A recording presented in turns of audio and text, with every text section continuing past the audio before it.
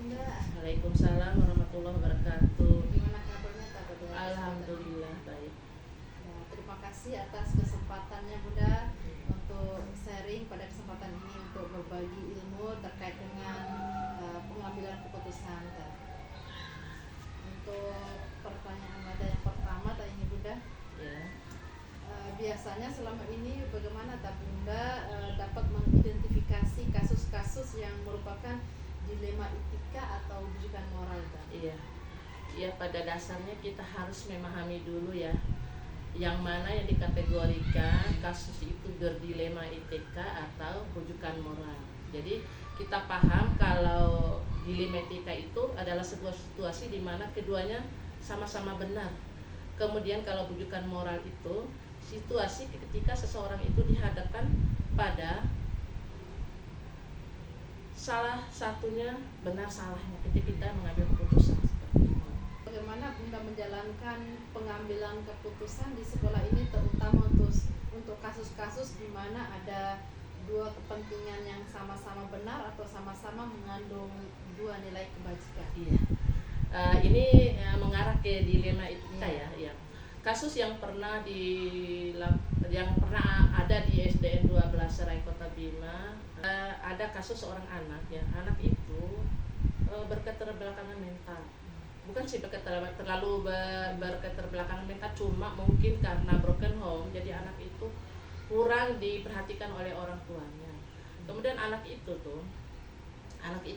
sering mengganggu teman-temannya, jadi bahkan sampai membuat anak-anak lain itu terluka. Akhirnya muncullah satu keputusan yang harus saya ambil. Ada teman-teman guru yang mengatakan anak ini dikeluarkan. Sementara saya sebagai kepala sekolah harus mengambil kebijakan yang penting. Anak dalam kasus apapun, tidak ada yang istilahnya anak-anak yang berkebutuhan khusus itu ditolak oleh sekolah. Itu sudah haram hukumnya, sekolah normal menolak anak yang seperti itu. Jadi tugas kita lah sebagai pendidik yang harus mengarahkan anak itu bagaimana anak itu bisa bersekolah seperti orang normal. Nah, jadi muncul dua masalah antara dikeluarkan dan kalau tidak dikeluarkan akan muncul banyak lagi korban-korban teman yang lain. Tetapi satu sisi lagi saya mengeluarkan ini adalah satu kesalahan besar. Jadi langkah yang saya ambil sampai di situ ya. Nah, contohnya seperti itu. Langkah yang saya ambil, saya panggil orang tuanya bersama bapak dan ibu guru. Orang tuanya saya arahkan bagaimana memberikan perhatian khusus kepada anaknya itu. Begitu juga dengan bapak dan ibu gurunya. Ini mungkin saya katakan kepada guru-gurunya, anak ini membutuhkan perhatian khusus. Kalau guru memberikan perhatian khusus ke anak ini, insya Allah anak ini tidak akan melakukan hal-hal yang tidak diinginkan seperti itu. Jadi sama-sama antara terselamatkan, tidak dikeluarkan, dan juga tidak menimbulkan kesalahan-kesalahan berikutnya seperti itu. Ya, tadi saya sudah sampaikan langkah-langkahnya. Contoh soal yang tadi, anak itu saya panggil orang tuanya. Saya duduk bersama dengan guru kelasnya. Saya arahkan orang tuanya, saya sampaikan permasalahan yang dihadapi oleh sekolah. Minta bantuan kepada orang tuanya bagaimana kita berkolaborasi membangun satu istilah jaringan bagaimana cara kita mendidik anak ini ya, baik di sekolah maupun di rumah, dengan memperlihatkan apa yang sudah dilakukan oleh anaknya. Begitu juga dengan ibu guru wali kelasnya, disampaikan anak-anak ini butuh perhatian khusus dan harus diperhatikan. Tapi biasanya Bunda, hal apa saja yang selama ini Bunda anggap sangat efektif sekali dalam pengambilan keputusan pada kasus-kasus di dilema etika? Ya, itu musyawarah bersama dengan orang tuanya, dengan bapak dan ibu gurunya, mencarikan solusi langkah terbaik yang diambil untuk mengatasi permasalahan yang dihadapi. Seperti itu. Karena begini Adinda, kalau kita membiarkan muncul permasalahan di masyarakat sekitar, karena kasus ini juga terdengar oleh orang tua wali di sekolah, di luar sekolah. Mereka bahkan mengatakan, tidak nggak usah kita masukkan anak kita di SD 12. Kenapa? Karena di sana tuh ada anak yang sering menggigit, ada anak yang suka menusuk temannya. Jadi itu mengakibatkan siswa yang masuk di SD 12 itu kurang. Berarti kalau dibiarkan ini akan Iya. membuat persoalan Baru muncul seperti itu. Terus hal-hal apa saja yang selama ini merupakan tantangan dalam pengambilan keputusan pada kasus-kasus dilema etika tadi? Iya, memang seperti itu. Memang semua permasalahan itu tuh memang harus ada tantangannya, Tantangan seperti itu kadang-kadang orang tua yang lain, siswa yang lain tidak semata-mata begitu kita sudah memanggil orang tuanya, memanggil bapak dan ibu gurunya, lantas permasalahannya berhenti sampai di situ. Karena memang keadaan anak itu tetap mengulang. Nah, proses mengulang inilah yang membuat orang tua yang lain merasa krisis kepercayaan kepada kita. Artinya kita itu tantangan ya. Artinya kita tidak mampu memperbaiki kasus seperti itu. Nah, langkah yang selanjutnya kita tetap mengulang, memanggil dan memberikan pemahaman bahwa melakukan sesuatu itu tidak langsung seperti membolak-balikan telapak tangan. Kita membutuhkan proses seperti itu. Berarti misalnya dalam satu kasus itu Bunda memanggil orang tuanya itu berkali-kali? Iya, berkali-kali. Karena ini kasus benaran terjadi ya, karena orang tuanya juga saya lihat memiliki kekurangan, keterbelakangan juga. Oleh karena itu saya melibatkan keluarga dari ibunya. Di samping memanggil ibunya, saya juga memanggil bibi dan kakaknya yang dari anak ini. Sehingga penyampaian pesan yang kita sampaikan tidak sampai pada orang tua, pada ibunya saja, karena saya lihat ibunya tidak akan fokus sampai pada pendidikan terhadap anaknya seperti itu. Jadi saya minta bantuan keluarga lain dari ibunya, melibatkan. Keluarga lain terbudaya. Iya. Selanjutnya ya Bunda, apakah Bunda memiliki jadwal tertentu atau jadwal khusus nih Bunda dalam sebuah penyelesaian kasus dilema etika?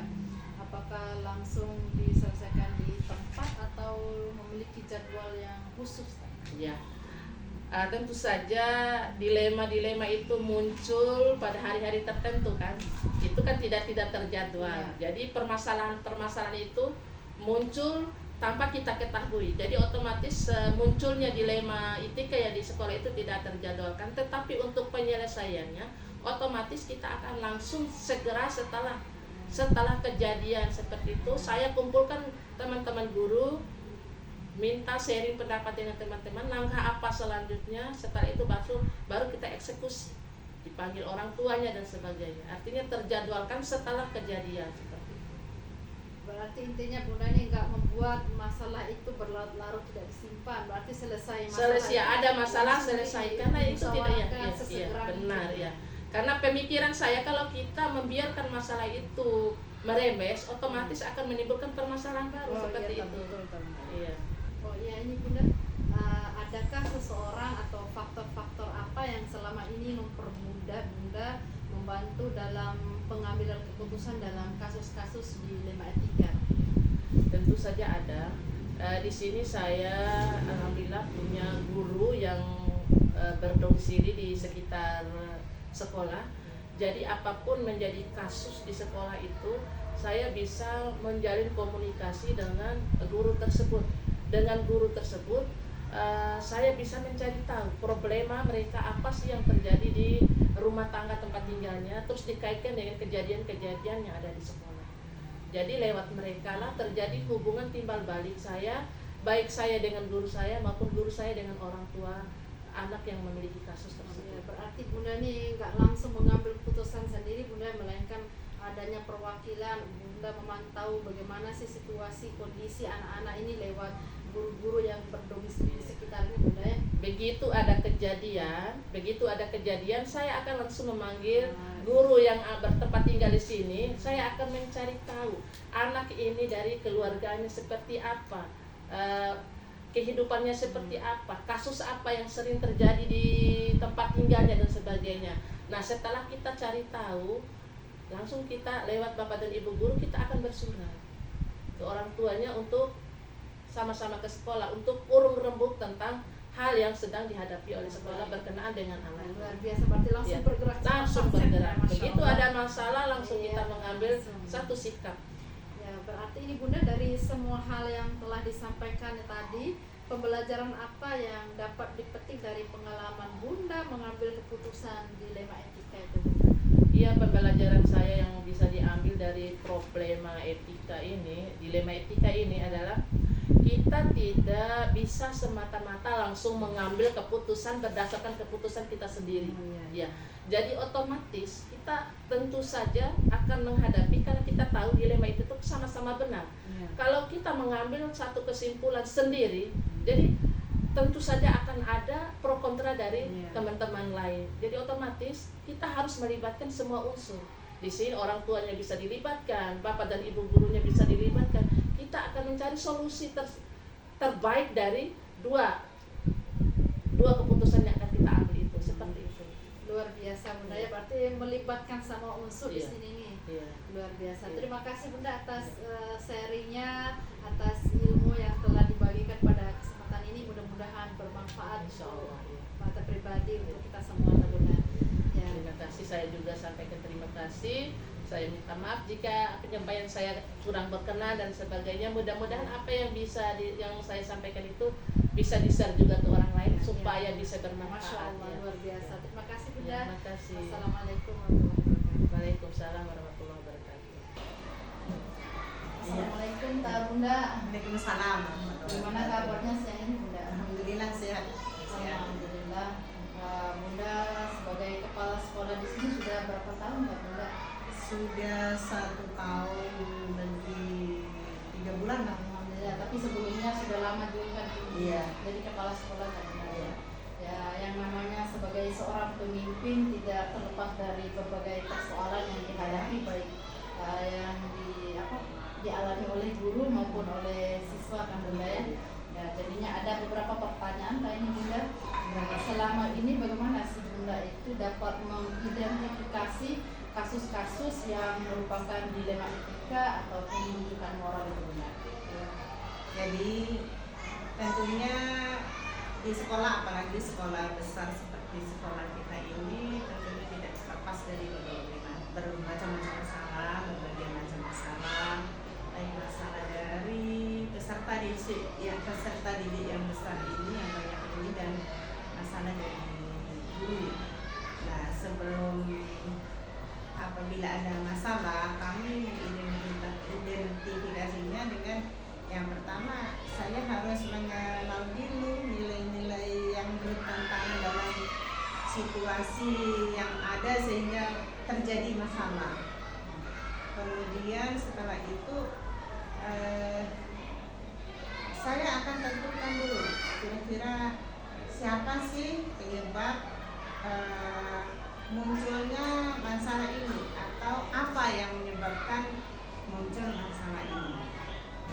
Jadi Ya, Bunda terlebih dahulu mengenali dulu nilai-nilai, terus menentukan apa sih sebenarnya Ya. yang menyebabkannya ya. masalah ini Terus dan siapa penyebabnya.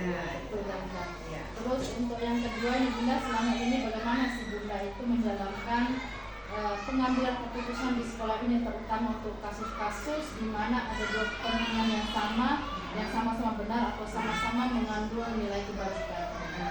Untuk mengambil keputusan ini tentunya tidak saya sendiri. Kadang-kadang saya harus melibatkan beberapa orang. Kalau masalah guru, biasanya saya akan memanggil guru-guru yang senior, kemudian teman-teman yang mungkin bisa memberikan masukan-masukan untuk menentukan kebijakan saya. Jadi tidak full dari saya sendiri. Jadi saya harus menerima masukan-masukan juga. Nah, baru kami tentukan nanti apa kebijakan yang saya ambil yang sekiranya tidak merugikan kedua belah pihak. Artinya di sini berarti Bunda dalam menentukan keputusan itu tidak sendiri dan tentunya mempertimbangkan tidak sampai merugikan salah satu pihak. Iya. Terus untuk yang ketiga ini Bunda, langkah-langkah atau prosedur apa yang biasanya Bunda lakukan selama ini? identifikasi masalahnya dulu. Identifikasi masalah, kemudian saya mencari beberapa informasi. Setelah dari identifikasi yang saya dapat, kemudian mencari lagi beberapa informasi terkait dengan penyebab masalah itu, kemudian saya cari di mana solusinya. Berarti langkah-langkahnya yang dimulai dari identifikasi, terus mencari beberapa informasi terkait penyebabnya, terus menyelesaikan masalahnya. Yang berikutnya ini Bunda, hal-hal apa saja yang selama ini Bunda anggap efektif dalam keputusan pada kasus-kasus dilema etika? Untuk menyelesaikan masalah yang secara efektif ya, kadang-kadang saya itu menghadirkan, yaitu seperti itu, menghadirkan orang-orang yang mempunyai, yang bisa membantu saya untuk menentukan kebijakan untuk menyelesaikan masalah tersebut. Dan kadang-kadang juga saya memanggil langsung kepada mereka yang memiliki masalah, memberikan petunjuk, arahan, tetapi tidak secara bersamaan. Sehingga tidak terjadi ketersinggungan. Tetapi kalau mereka meminta untuk disatukan dalam satu forum, tentunya ya kita lakukan untuk kemudian. Berarti di sini Bunda menghadirkan orang yang bersangkutan yang memiliki masalah tersebut, dan kemudian menghadirkan juga orang-orang yang kemungkinan bisa membantu Bunda untuk menyelesaikan persoalan. Yang berikutnya ini Bunda, hal apa saja yang selama ini merupakan tantangan dalam pengambilan keputusan pada kasus-kasus dilema etika? Iya. Tentunya kadang-kadang merasa ada dilema dalam sebuah keputusan. Untuk yang bermasalah itu kadang-kadang tidak semua punya pikiran yang bagus dan punya hati yang legowo untuk mengambil suatu kebijakan atau keputusan oleh kepala sekolah. Kadang merasa lebih ringan atau lebih beratan sebelah gitu ya. Kadang-kadang itu tantangannya. Padahal kita sebagai kepala sekolah tidak ada seperti itu, maunya semua itu sama dan masalah itu dapat terselesaikan dengan sama. Kadang-kadang seperti itu tantangannya, dan insya Allah itu kadang-kadang kami mengedukasi lagi lah kepada yang kadang-kadang yang memiliki pikiran-pikiran. Berarti pada saat Bunda menyelesaikan masalah, terkadang tantangannya ini dari kedua belah pihak itu ada saja yang tidak legowo, Bunda ya, merasa Bunda mungkin berat sebelah dan sebenarnya, padahal sebenarnya tidak, Bunda ya, seperti itu. Dan itu kami juga sudah sering melakukan edukasinya ya. Kita mesti memberikan informasi lagi bahwa keputusan yang diambil ini sudah sesuai dengan apa masalah yang kita hadapi. Dan alhamdulillah selama ini mereka mau saja, tapi ada beberapa lah yang seperti itu. Ya biasanya nih Bunda, apakah Bunda memiliki jadwal khusus dalam menyelesaikan masalah? Misalnya dalam menyelesaikan masalah, apakah langsung di tempat itu atau kira-kira memilih tempat khusus yang lain? Saya kalau informasi misalnya ada masalah nih, saya tidak langsung menyelesaikan pada saat itu apabila masalah itu memang tidak sangat urgen banget yang harus diselesaikan. Misalnya salah satu contoh yang berhubungan dengan perkelahian gitu, itu memang kan harus cepat itu. Tetapi kalau masalah-masalah yang perlu solusi dan bisa didiamkan dulu dengan tenang, hati tenang dan sebagainya, itu saya tidak menyelesaikan dulu.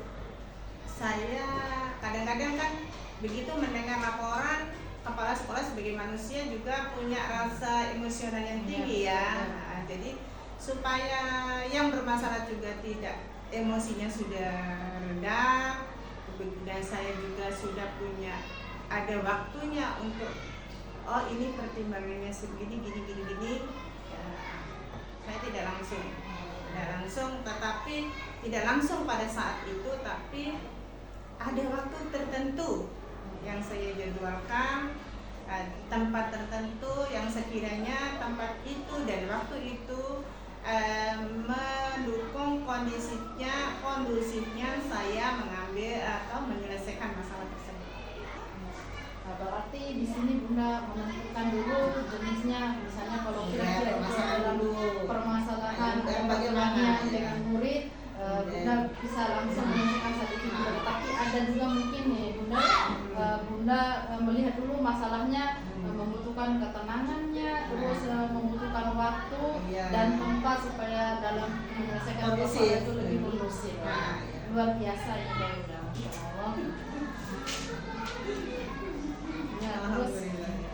Terus itu pertanyaannya ya Bunda, Masya Allah, jadi pertanyaannya adakah seseorang atau faktor-faktor apa yang selama ini mempermudah atau membantu Bunda dalam mengambil keputusan dalam kasus-kasus dilema etika Bunda? yang mempengaruhi Iya. faktor-faktor yang Ya, mempengaruhi. seseorang faktor-faktor yang selama ini mempermudah atau membantu Bunda itu dalam menyelesaikan masalah. Ada beberapa teman sejawat atau guru yang saya anggap dituakan, kemudian yang saya anggap pikirannya dewasa, pikirannya lebih luas, yang memberikan pertimbangan Bunda dan membantu Bunda untuk membacakan dilema etika ya, seperti itu. Berarti di sini Bunda memanggil orang-orang ataupun guru-guru yang dianggap dituakan Iya. terus ada juga guru-guru yang dianggap Walaupun tidak dituakan, tapi dianggap dia itu paham terhadap penyelesaian masalah. ya, paham dan memiliki pikiran yang Pikiran dewasa. yang dewasa Ya. ya. Seperti itu.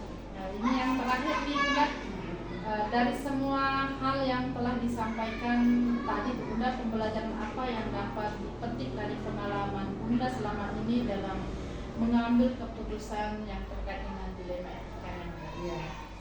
Jadi semua permasalahan itu sebenarnya bisa diselesaikan dengan baik dengan adanya jalan ya. Yang penting dimana sebagai pemimpin harus bisa mengidentifikasi dulu masalah-masalah yang ada. Setelah mengidentifikasi tentunya mencari apa penyebab masalah itu, kemudian menyimpulkan mencari jalannya, kita sudah cari solusinya, kemudian hasilnya bagaimana sih kalau kita sudah bertindak seperti ini. Berarti selama ini banyak sekali pelajaran yang dapat Bunda ambil ya. Iya. Bunda dengan mudah untuk mengambil jalan keluarnya, mampu untuk mengidentifikasi, mencari penyebab-penyebabnya Iya. sehingga hasil yang diinginkan itu bisa tercapai bersama.